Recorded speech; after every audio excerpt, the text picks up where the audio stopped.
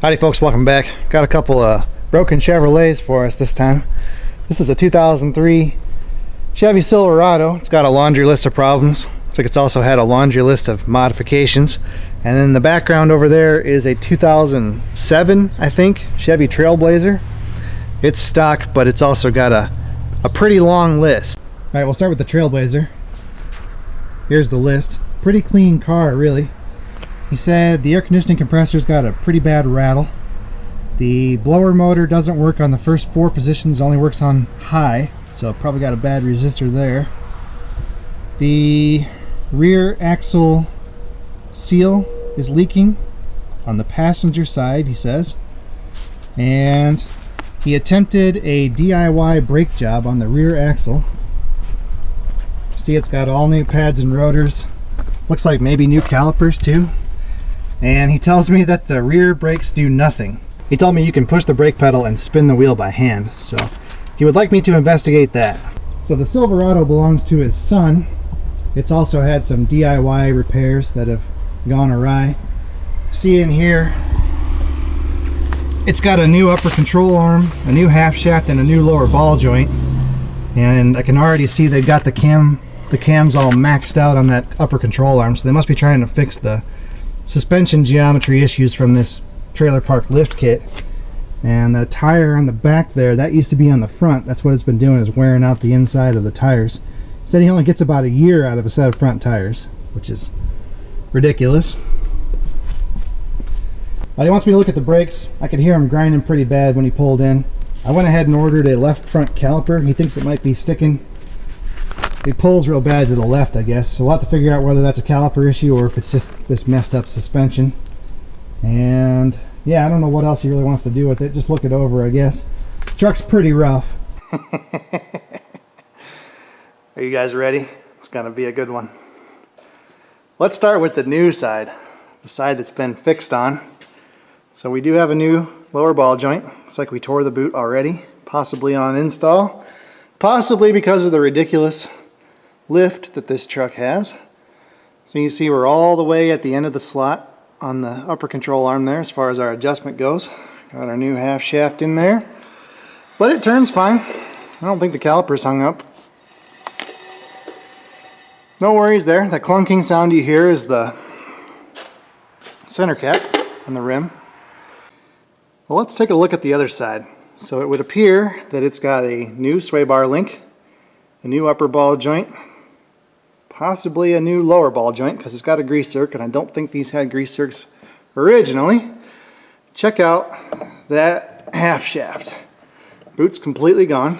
I cannot even rotate the wheel here. That's as far as I can go. And then it binds up. We can force it past. Oh yeah, the whole differential moves over when I do that.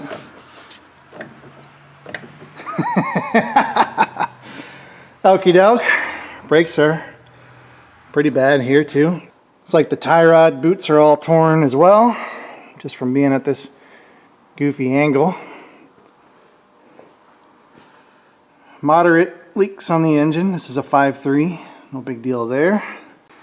Now I took it for a little ride. It does pull really bad to the left, and then the whole left front corner just kind of does this while you're going down the road.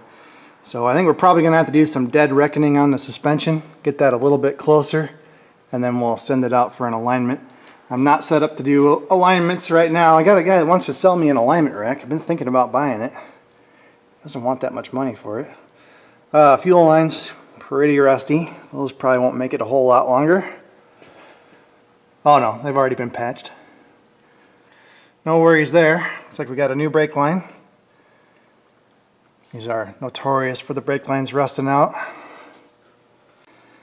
The check engine light is on, and we have a service brake system warning on the dash. Notice we've got some fun stuff going on here on the rear axle. It's like on the left side, that's the original brake line there. That thing's probably going to break the second that we touch it, so we might as well plan on replacing that. Then it looks like somebody has already been here and replaced the left side brake line. But that to me looks like a hardware store compression fitting. And I think they installed it with some channel locks or vice grips. I see it's leaking. because that's not an NPT thread that they threaded it into. Got roughly the same thing on the other side going into the brake hose. Hardware store fitting. So we're going to have to fix that. Just so we're clear, it is illegal to use compression fittings on brake lines. Don't do it. So back here on the rear brake calipers, what can you guys see is wrong here? Yeah, the bleeder's on the wrong side. So they put the left side caliper on the right side and vice versa. Come over here on the right side, same deal. The bleed screw's on the bottom.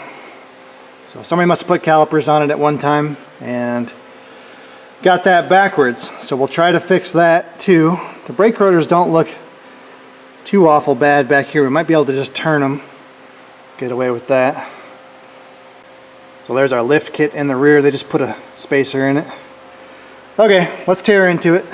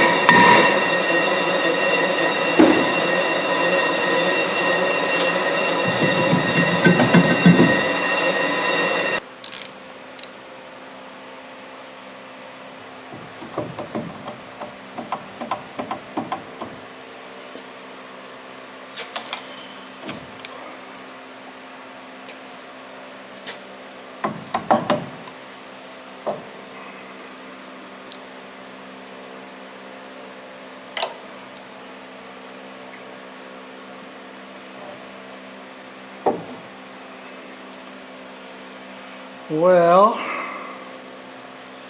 that's interesting. Pads are really good. Really good.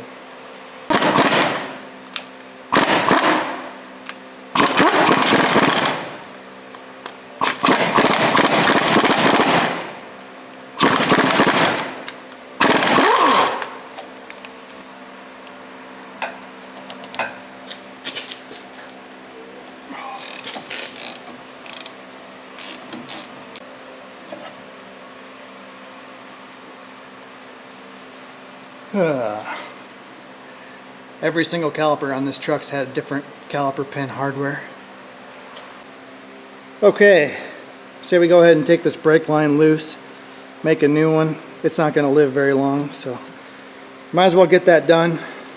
We'll see how much of this stuff gets broken in the process. You see the parking brake shoes are completely gone. That's not from wear, that's from the rust. So they just rust jacked and completely popped off. And I'm positive that he won't want me to fix that because this is an automatic and nobody uses the parking brake around here. We don't have any kind of inspection or anything like that, so nobody ever wants to fix them. Even though I think you're supposed to have them.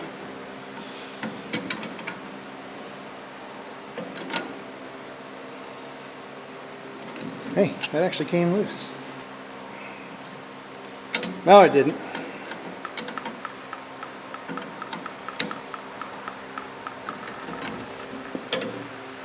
So we'll go ahead and fix that.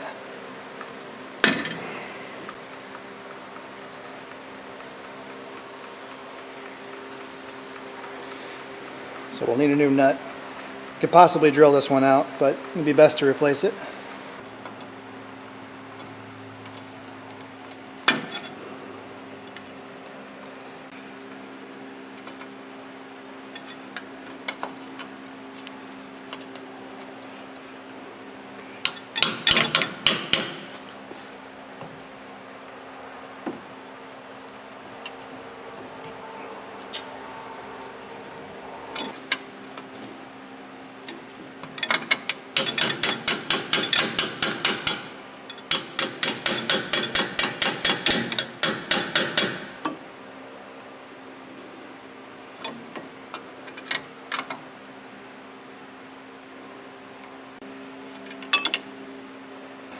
And we'll go ahead and remove this Scotty Kilmer approved compression fitting here.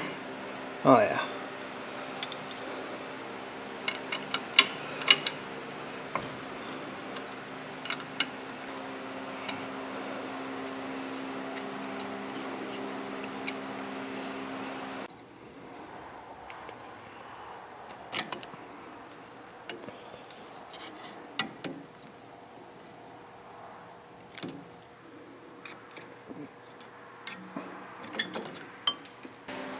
Alright, I made a quick parts run. I picked up 4 new inverted flare tube nuts. I picked up 1 new bleed screw to replace this one that's been chewed up. Still works, but might as well replace it. I purchased 2 new copper washers, and I had to order 2 more. For some reason they only had 2 of them in stock. I also bought a new T55 Torx bit for these GM caliper slide pins. I have no idea where mine is. In a pinch, an 8mm hex will usually get the job done. They're not that tight. So. Anyway, we're going to make a new brake line to replace this old crusty brake line. And this is a regular inverted flare. It doesn't use the GM bubble flare. So we're going to use some of this Nycop nickel copper brake line. I like this stuff a lot. And you should end up with something kind of like that. Doesn't have to be perfect. You know, really, as long as you get from point A to point B, doesn't matter how you do it. So we'll stick our new nuts on here. Always want to remember to put those on first. And today we're going to use this hydraulic flaring tool. This thing's pretty sweet.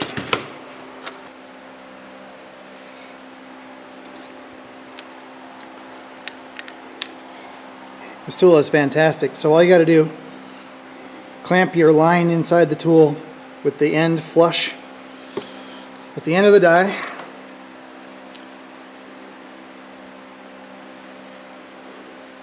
Then we're going to start with our inverted flare. Just go until it bottoms out.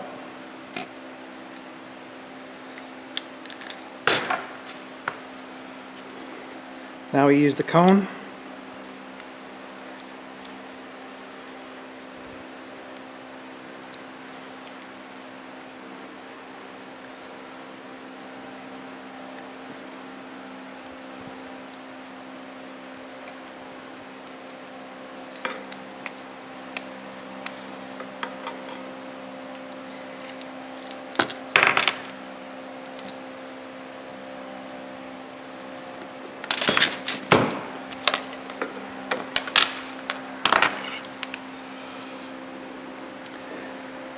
And boom, there it is. And if you can't make good flares with this tool, you should stop trying.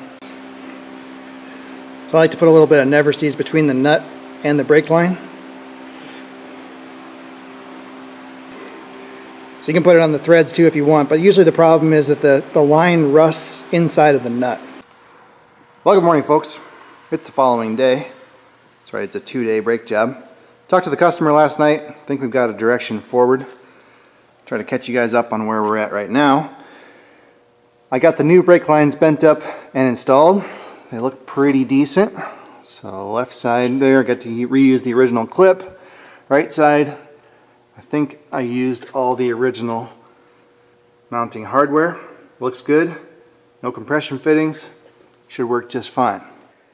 On the rear axle, all we're going to do is move the calipers from left to right. That's why I ordered those copper crush washers. You see, this is the right side of the truck and the left side of the truck. This one's actually marked with an L, so that's supposed to be the left side. So we'll just do a switcheroo there. No big deal. The brake pads on the rear are completely shot. They're worn quite a bit more on the inside than the outside. Here's the inside on the right side.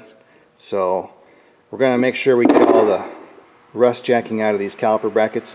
The pins slide freely, so that's not an issue. The calipers, pistons move freely, that's not an issue. On the front brakes, they're really in pretty good shape. We could almost just put new rotors on and put these pads back on. They're really pretty good. Problem is we're missing some hardware. You see on the right side bracket there's supposed to be 2 of these abutment clips. On the left side, one of them is missing. So probably not that big of a deal, but he said go ahead and replace the brakes. So that's what we're going to do. And one of these has a boot that's loose. I think it's this one. No, it's got to be this one. Yeah, right here. So the boot's not torn. It just came unbonded from the little metal sleeve that presses into the caliper bracket. So I ordered a boot kit. It should be here this morning. That'll take care of that problem. On the left front, we're going to have to do something with this suspension. I cannot get this truck in for an alignment. I normally send people to a local body shop. They're booked out 2 weeks on alignments. So yeah, the only other alignment rack I know is at a dealership. We're not going there. So we're going to have to figure something out. We'll do some dead reckoning or something to try to get the camber even from left to right. I'm sure that's why it's pulling so hard to the left, is because the camber is actually opposite from left to right. It's had a new wheel bearing installed. Looks like it's got a new one on both sides. It was pretty rusty out here on this outside lip. I cleaned that up pretty good. I think we're going to go ahead and put this side back together. So the sway bar link's pretty rough over here. The other side's been replaced, and then this tie rod end doesn't look the greatest either. He's got a new one actually, and I think we're going to go ahead and let the alignment shop take care of that. They can just do all that at the same time. On the right side, same deal. It's had the wheel bearing replaced at one time. It's the same brand as the other side. That should be okay. I think the half shaft's been replaced too, but you can see, hopefully, that boot's torn. It's been running that way for a while. That half shaft is pooched, so we're going to throw a new one in there. Sway bar link's been replaced on this side at one time. The tie rod end looks just as crusty as the other side. The boot out here is okay, but the inside boot is torn. He doesn't want to do anything with that right now. So we're going to try to get the suspension freed up on this side too, see if we can get it moved out a little bit so he doesn't have that tire wearing problem. The only thing I can't do is check the caster. And you see they adjust the caster by kind of moving one side of the A-arm in and the other side of the A-arm out. So we're going to have to just kind of go with our best gut feeling on that. So anyway, new rotors and pads up here, and then the calipers are going to be just fine. I'm going to run these caliper brackets through the bead blaster. They're pretty crusty underneath the hardware. This side especially is bad. I don't know if we'll be able to use this one. Looks like it's got a pretty good ridge worn in it because it was running without that hardware. So the pads slap around inside the bracket, and then pretty soon you're worn out. So we may end up having to replace this caliper bracket. Well, it rained last night, finally cooled off. So some of us are enjoying the nicer weather. Aren't we, pup? Still tired though.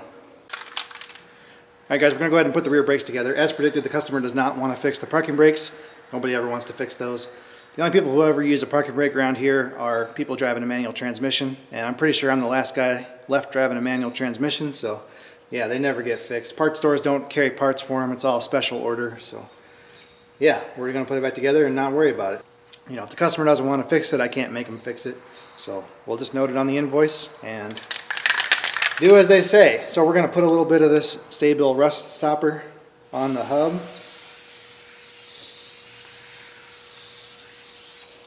Like so. Now also, if you want to put a little bead of anti-seize right here around this pilot, that works pretty well too.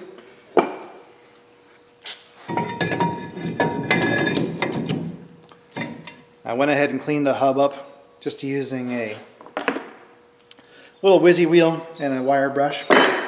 Wasn't too bad. Now these rims come with their own fancy lug nuts.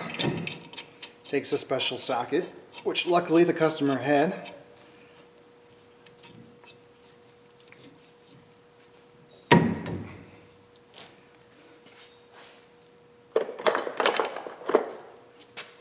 Looks like this. Fits over those splines.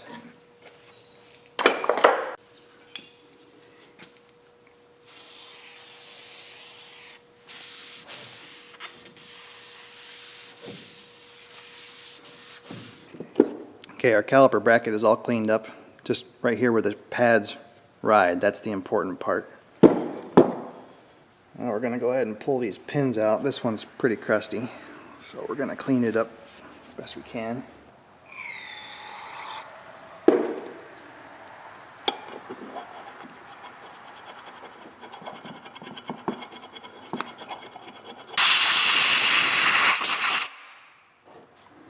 Okay, then we'll use some Sil Glide to lube this pin up.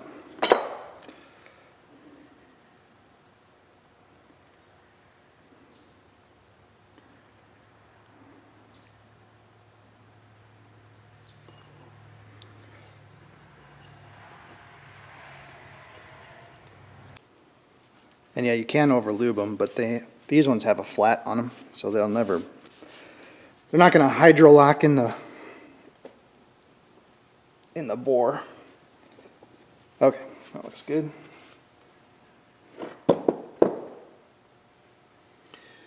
Now the part that confuses everyone. I'm going to use some of this purple brake goo, and I'm going to put it underneath of the clips, the abutment clips here. Everyone always asks me why I don't put it on the outside of the abutment clips to lubricate where the brake shoes ride.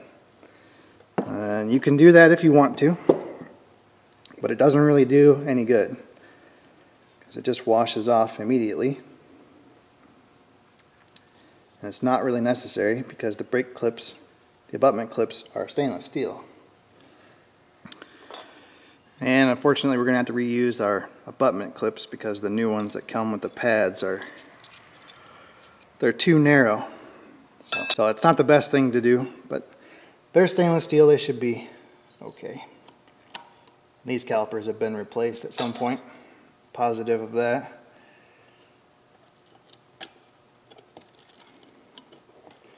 Pretty sure GM wouldn't put the calipers on backwards from the factory, but I guess it could be possible. So before I started using the fancy purple brake goo, I always just used anti-seize underneath the clips, and that works fine too. So the big idea with putting the goo underneath the clips is to prevent that rust jacking. You saw how nasty these were before we put them in the sandblaster. What happens is the rust builds up underneath the clips and then it squeezes on the pads, and then pretty soon you get uneven pad wear and all kinds of problems.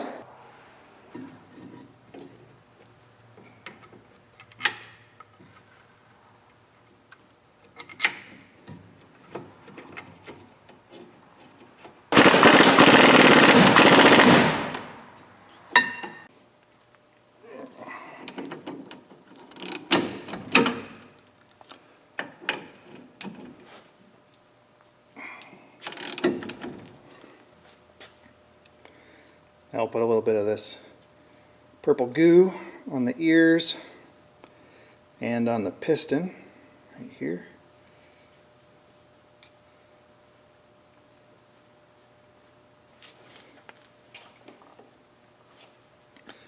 Now, a lot of people were freaking out in the last video because we said that the purple goo might not be 100% safe with 100% of rubbers used in the brake caliper.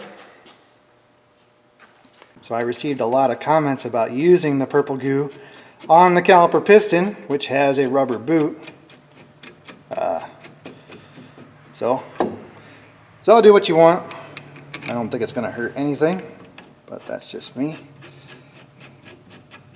And honestly, using the grease on the caliper, that's kind of a holdover from the old days, and we just do it here because we have such a bad problem with rust. But most brake pads now come with a lining on the back side of the pad that's supposed to prevent any kind of squealing.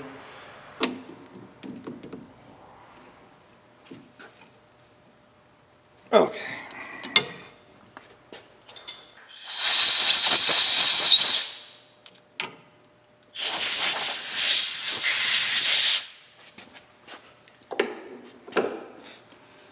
And I got us new copper crush washers for the brake hose here if I'd remember to put them on.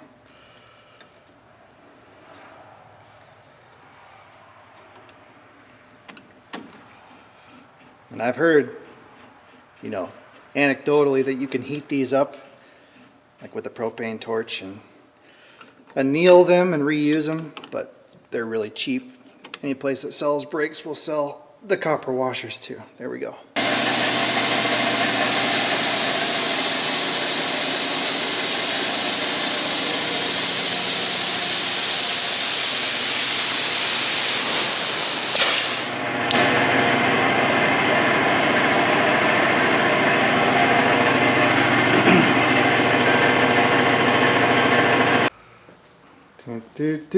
Don't worry, folks. Don't worry.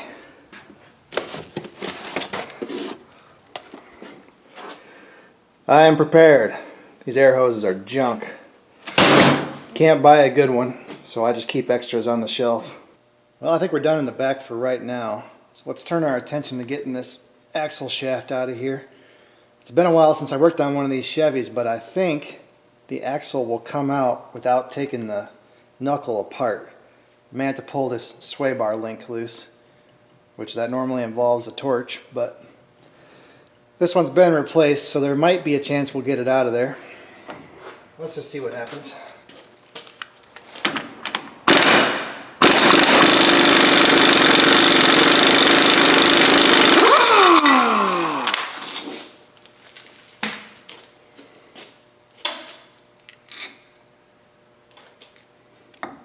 Oh yeah.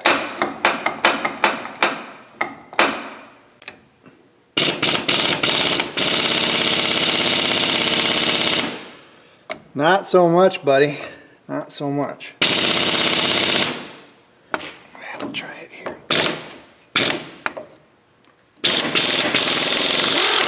Oh yeah.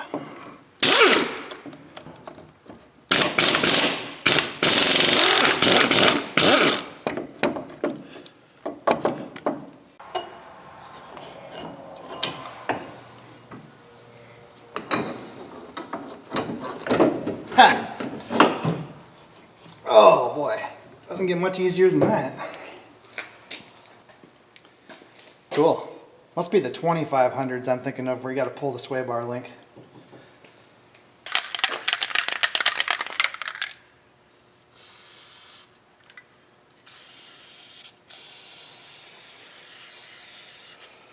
Okay, use a little more of our rust stopper.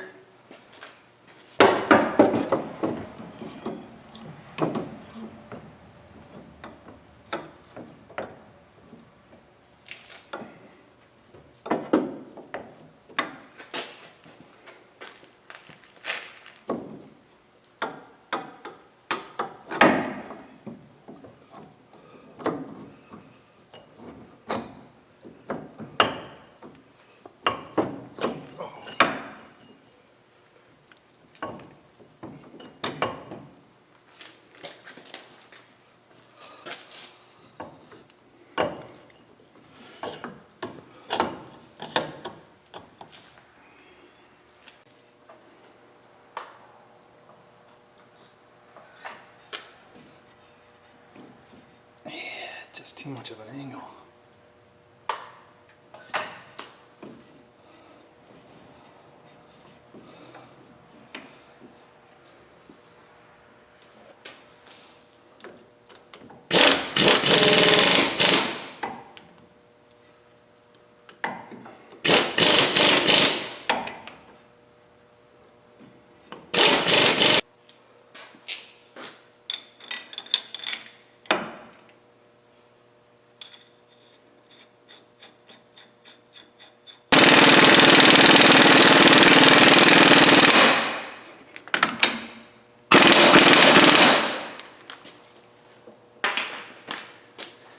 Okay, once we get the rotor and everything back on, we can torque that to whatever specification it requires. I'll have to look it up. There we go. Pretty simple job. I think we're going to back off those torsion bar keys. Drop the front end of this truck down a little bit. If he doesn't like it, he can change it after it leaves here. Let's install these new boots. So pull our pins out here. These ones look pretty clean. These ones are actually pretty decent, but we got new ones, so we might as well put them in, right?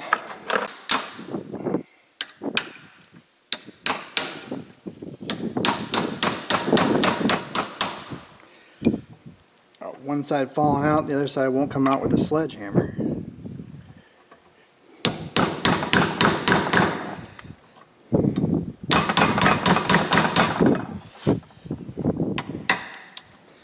There. Simple, right?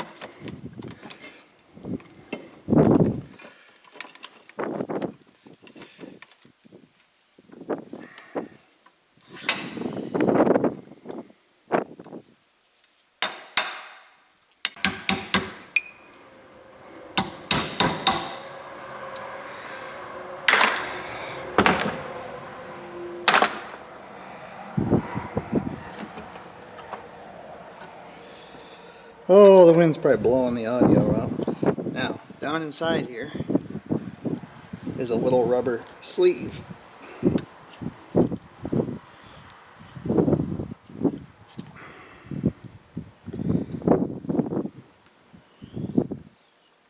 There it is. Like so.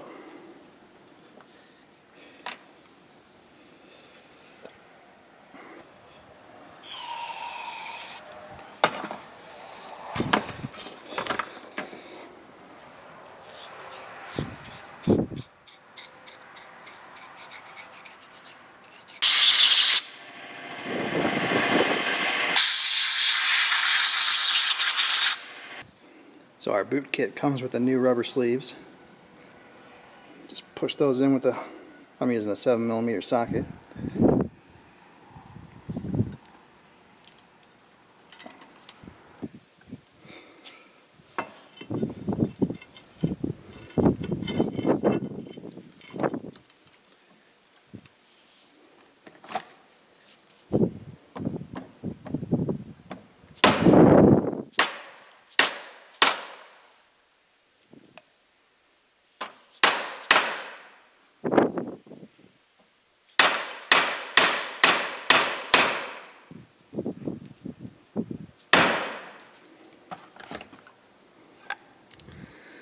That's it.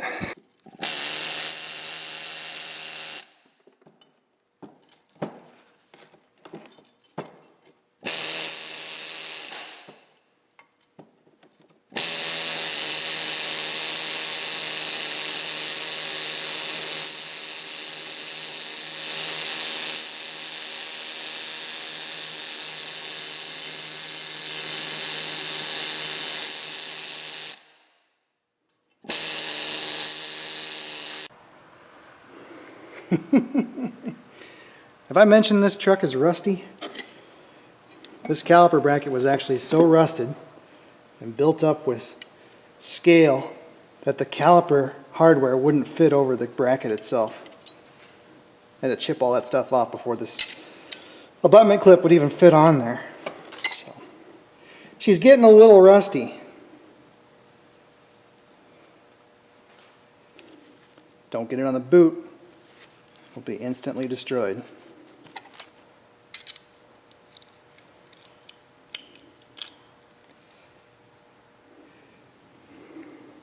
Now this is the caliper bracket that had the wear because they didn't have a clip here.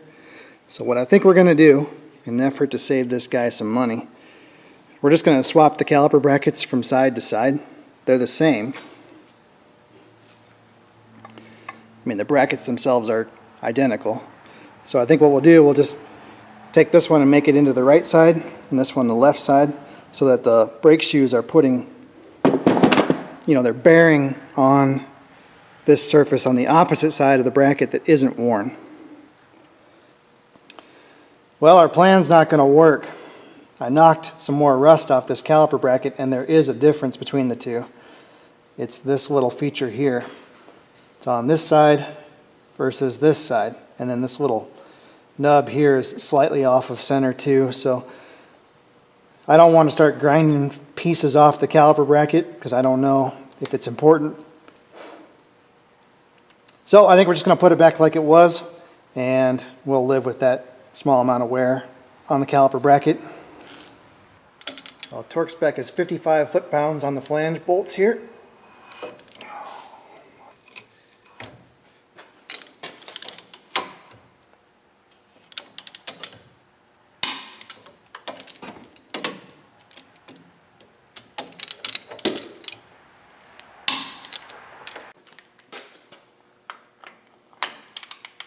$177 foot-pounds. Pretty dang close. Well, here's the adjuster for the torsion bar key, and you see they've got it cranked all the way up as high as it'll go. So what we're going to do is back this off a little bit.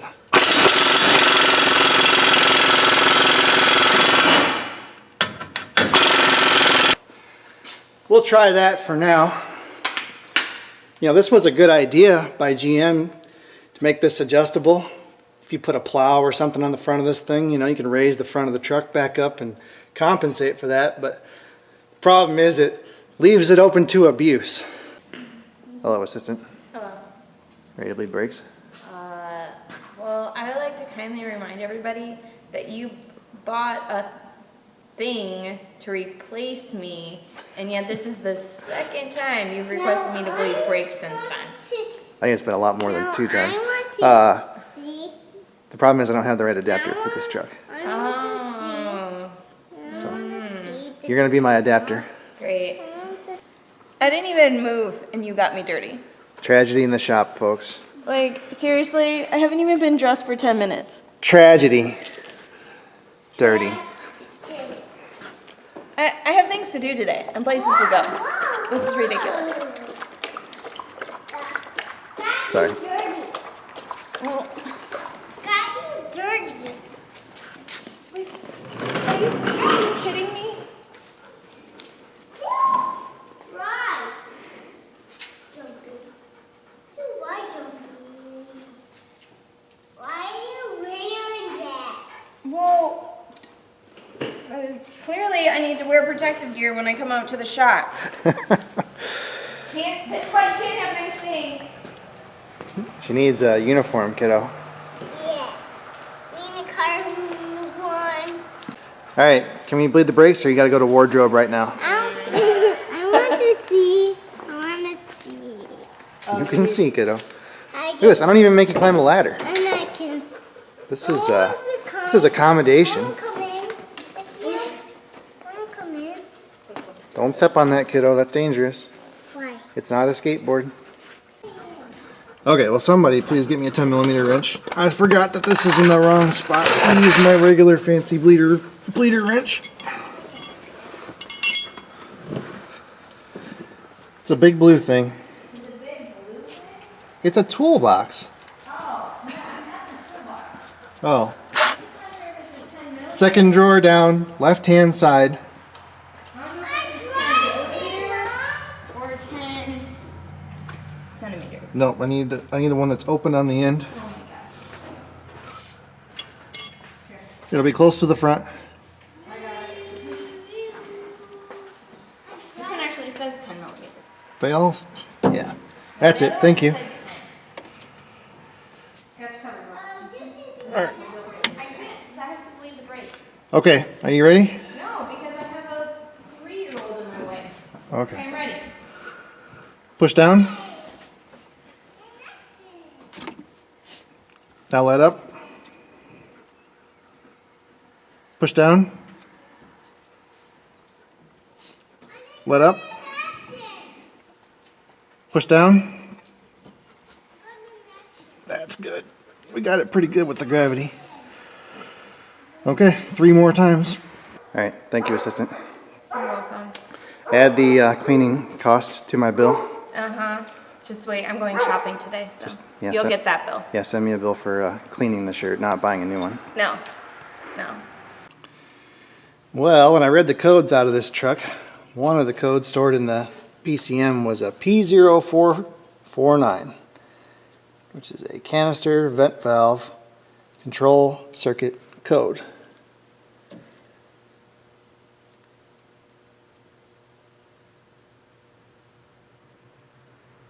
And it doesn't appear to be a problem with the canister vent valve. So we got 18 mega ohms. Well, maybe it is a problem with the canister vent valve. Oh boy. 14.8 mega ohms. Right? That's what that means? So that can't be right. I'll go ahead and order us a canister vent valve. It's a kind of a big problem on these Chevy trucks. I put it right here at the front of the corner of the box on the outside of the frame rail. They just take a pounding. All right, we're having a look at the suspension. And I see problems already. Well, we knew there were problems, but I found kind of an obvious one. So this bolt is loose. It looks like it's tight. If you put a wrench on this nut, you can't turn it, but it is in fact loose. And I can move the cams around quite easily, so that's not good. So I'm going to put an impact on that, see if I can tighten that up. I'm just going to put the cams in the middle of their range, and we'll take some measurements and see how it looks. This is my redneck camber gauge. All it is a piece of aluminum bar stock I had that just happens to be the right length to fit across the rim. And then I've got this Starrett protractor, set it at 90 degrees, and it's got a little level vial right here. I just zip tied the two together, and I can stick it across the rim here. And if I pull this out until the level vial is right in the middle, see, we've got just a hair of positive camber. The spec on this truck is 0.25 degrees positive camber, plus or minus half a degree. So it's pretty generous really on the camber, but I think we're pretty close to our target.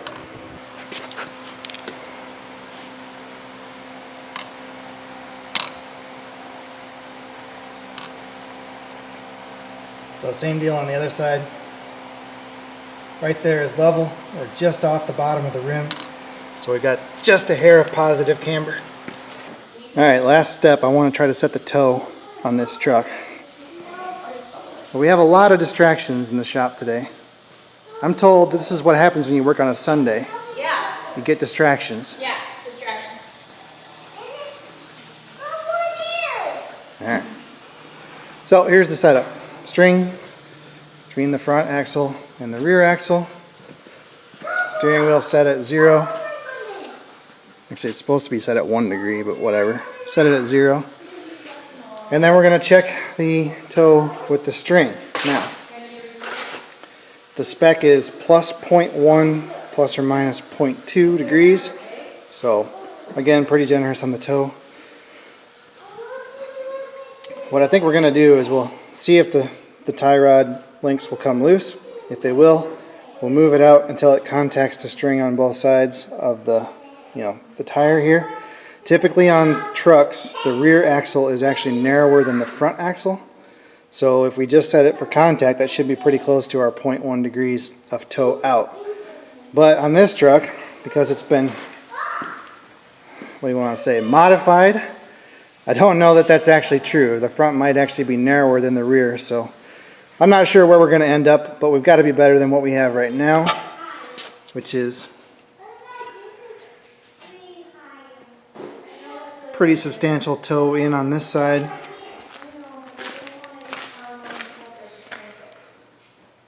And pretty substantial toe out on this side, so it's pulling real bad to one side. Alright, I'm tired of this truck. Let's go for a little ride, and if it looks halfway decent, we're going to ship it. Ooh, baby.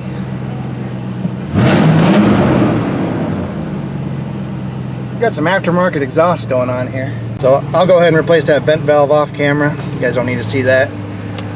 Should take care of our issue.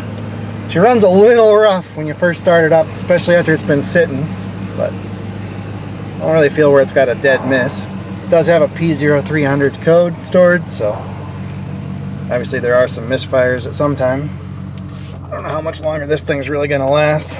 I see we no longer have a service brake system light or warning on the dash. I'm not sure what the criteria is for that. I think there's some kind of a differential pressure switch So if it sees more pressure in the front than the rear or something like that, it flips the switch on. Well, I don't know. It's not too bad for a hillbilly alignment. That's no hands on the wheel. Of course, it's still all over the road. It's got these great big tires on it, but it doesn't pull like it used to.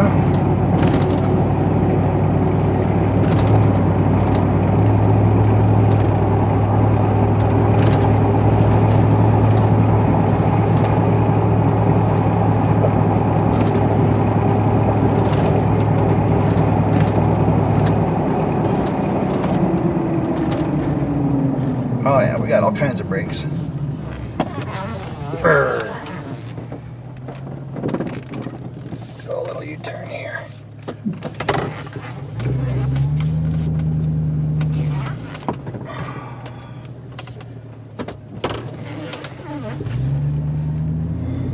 No hands on the wheel right now. Going right down the road. Certainly good enough to get him by until he can get in for a real alignment. Alright folks, I think that's going to be it for the 2003 Chevy Silverado. I'll get that canister vent valve installed on Monday. We'll clear the codes out and then we'll probably ship it out of here. It needs some more work. The left rear tire is worn down to the cords. It needs to be replaced. And then the pitman arm, like all these Chevys, is pretty worn out. It wanders all over the road. So probably I'll let them do that when they do the alignment, and they can do all that at the same time. I may throw the tire on for him. We'll see what he wants to do there. But we'll split it here, I think, as the end of part 1, and we'll go out to that Trailblazer in part 2. I think there's going to be some more DIY repairs we're going to have to undo on that guy. So be curious to see what the comments are like on this video. A lot of people just don't understand what we go through up here as far as the rust and salt and corrosion, and there are no inspections here in Illinois for vehicles under 4 tons. And the inspections that we do have for commercial vehicles over 4 tons, they're a joke. All those rusted out plow trucks you've seen me work on, those all go through a semi-annual safety inspection here in Illinois. The frame could be rusted in half, the engine's ready to fall out, oil leaks everywhere, ABS light on, and they'll pass inspection. All they check is that the lights work and the brakes work, and that's it. So it's really a joke.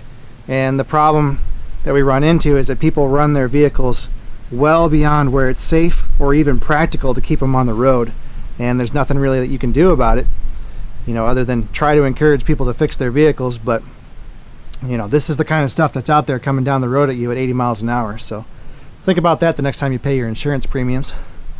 Anyway, thanks guys for watching, and I'll hopefully see you back here for part 2. I don't know what's going on. I'm just swamped with work right now. I'm busier than I've ever been. So we'll try to get a few more videos cranked out, but I got to get some work done.